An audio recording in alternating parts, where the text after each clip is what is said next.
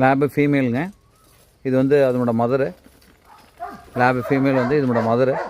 இப்போ போட்டிருக்கிற குட்டி வந்து இது முடியாது, நம்மளோட ஓன் ப்ரீடு.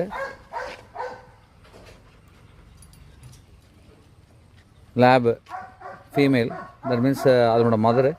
அதனோட பப்பி காட்டுறேன் பாருங்கள். இதனோட பப்பி